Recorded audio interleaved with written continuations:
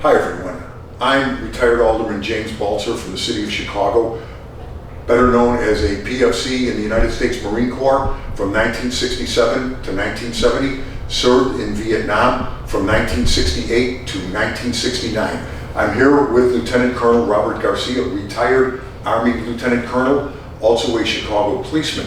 We're here to talk about Afghanistan. First, we'll start out with the Pledge of Allegiance.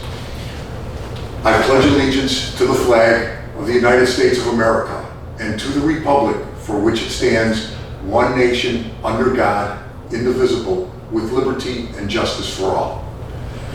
If we could have a moment of silence for all those who have died, were killed in Afghanistan, and our allies, and those that were wounded, and especially the 10 Marines, 2 Army personnel, and 1 Navy corpsman that were recently killed.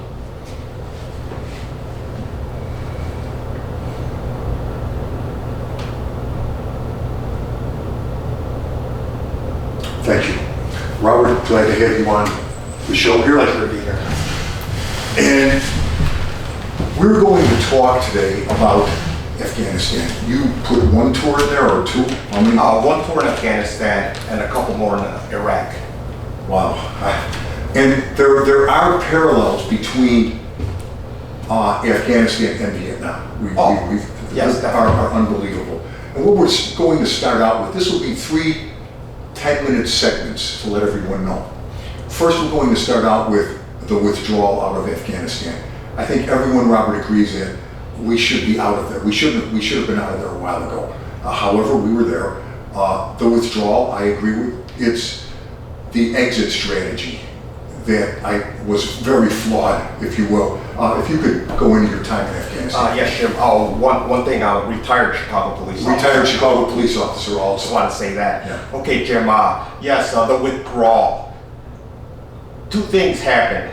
First, we have 20 years of intelligence, and then we had the leadership.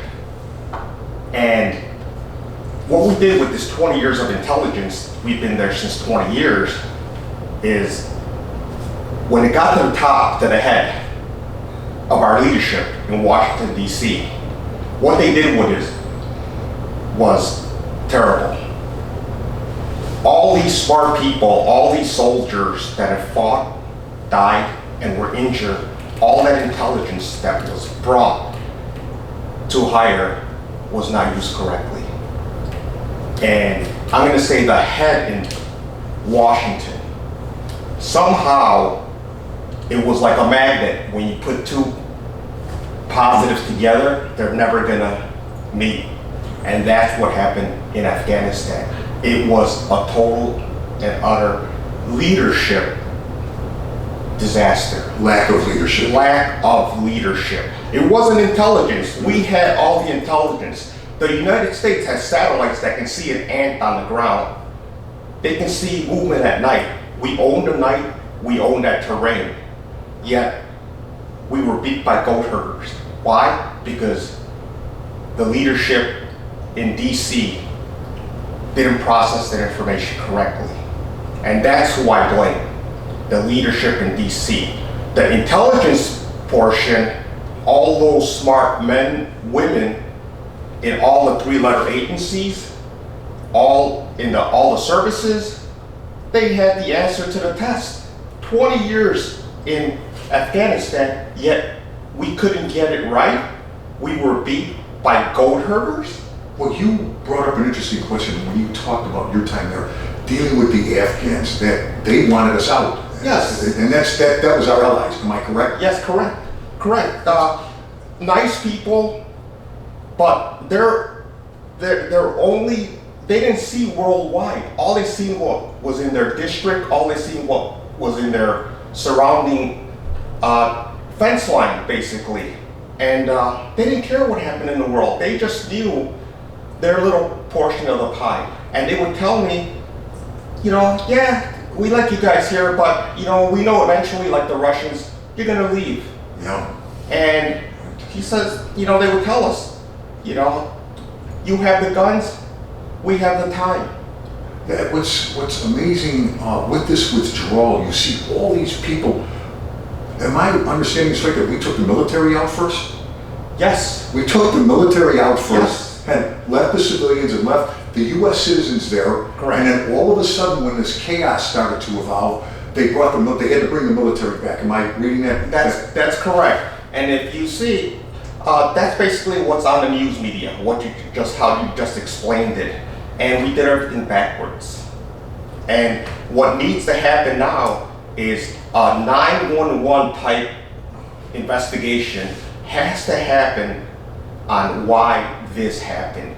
And in Afghanistan, and even in Iraq, every day you have battle update briefs, and that are given to the highest chain of command in Afghanistan, and all that's sent to CENTCOM in Florida and sent up to Washington.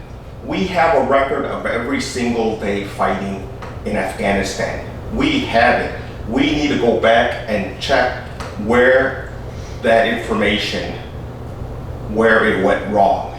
I think the other thing is I brought up about, people bring up about the parallels between Afghanistan and Vietnam. And I know in Vietnam it was a withdrawal. However, to the best of my knowledge, some Vietnamese, South Vietnamese, fought valiantly until the end. Here you had no fighting with the Afghans. They weren't willing to fight. And we left behind all this equipment. Can you go into the equipment? Approximately, what they're saying, we left approximately $88 billion worth of equipment. And that right there is almost criminal of how we left it. Those, I've been to Iraq, in 1990, my first tour in Iraq, and we brought back all our equipment. It was, it was a pain, but we brought it all back. We didn't leave one single item in Iraq in 1991. I went to Bosnia, we did the same thing. Whatever we went with, we came back with. Here, unless they made a deal saying we're gonna leave all this equipment for you, unless that happened, I don't know. Maybe that's something that's in the secret halls of the Pentagon. So let me see if I'm understanding this right. Is we're leaving our enemies our equipment? Yes. Yes. That's horrifying. Yes, it is. It's horrifying. But that being said, we don't know if that's for real. We're not sure. Right, but that being said, if we do leave all that equipment, they don't have the maintenance. That's what I thought. Yeah, it's the same thing happened in Vietnam. And eventually, within a year, maybe two, all that equipment that uses any type of oils, any type of fuels, special fuels, will be burnt out because they didn't even have the basic capability to keep a generator going. What's the biggest piece of equipment do you think that we left behind, and something that's important that the Russians would like to get their hands on, the Chinese would like to get their hands on? What would that be? You know what? The communication side, how we communicate. That is shoot, move, and communicate. That is a big piece, the communication side. And these jets that did we leave jet planes there? We left jets, propeller type of aircraft, and we left helicopters, and all this is common knowledge. You can see it on your local TV, and yes, all that was left behind. Our night vision goggle, that is key, because we used to own the night in Afghanistan. They don't fight in the cold, and they don't fight at night. That. Yes, and that portion. That is going to hurt us a little bit. Now, what about small arms and 50 cal machine guns and Humvees and things like that they now have at their disposal? That's going to hurt whoever's going to be going back or whoever they're going to be fighting, because that's the second tenet, the move portion, the shoot, move, and communicate. That's the move portion. We just advanced them a little bit, not too much, because eventually all that they'll burn all the engines down, and I think like I said, the same thing happened in Vietnam. Once the equipment, they couldn't maintain it. Once they ran out of parts, they were no good. But for a while now, they're going to have some very good equipment. Yes, they are. That is tragic when you think about the loss of lives. And what is your opinion about us dealing with the Taliban? I know we have to deal with them, but from what I understand from the TV, they gave them the names of Americans that were there, and the Taliban, the Afghans that were fighting on our side. Well, according to what they're saying, they have all the biometrics, your eye scans, your fingerprints, and every person that came onto our base, We had them biometrically scanned, their eyes and their fingerprints. So if that fell into the wrong hands, they're gonna have all they got to do is knock on some doors, and it's going to be horrific what's going to happen. From what I understand, that they're already knocking on doors. From what I read, yes. that this is something that they're going at, and you have these other competing terrorist groups out there. Am I right? Like ISIS, you have the Taliban, you have all these other groups that are out in Afghanistan. Would you explain? Right. Well, they have right now the people allegedly that did the bombing in Kabul, the ISIS-K. They're allegedly saying that they're not part of the Taliban, but they're all in the same mix. They're all together. Let's call it for what it is. They're all family. Let's put it that way. I thought I heard on TV that this terrorist, ISIS, got through the Taliban lines. Am I right? Correct. That's so. You have to wonder if there wasn't collusion there, if there wasn't something there. I don't know. You have to speculate that. Yeah, if you look at the damage it created, it looks like it was pretty big, and somehow there had to be some type of collusion, as you say. And it's people say, well, the Russians were there. Go on and on and on with these. I don't know why we stayed. I mean, to me, it's beyond belief that it should have ended at some time, but again, once you're in this quagmire, it's hard to pull yourself out.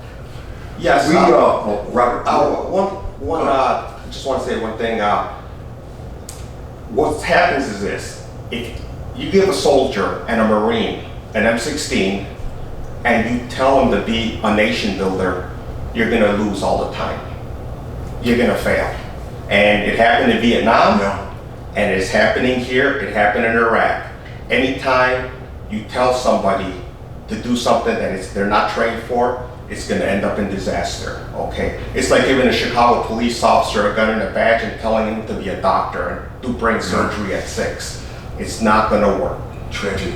This is the first phase of our interview. We will get back in a minute with the second part of our interview.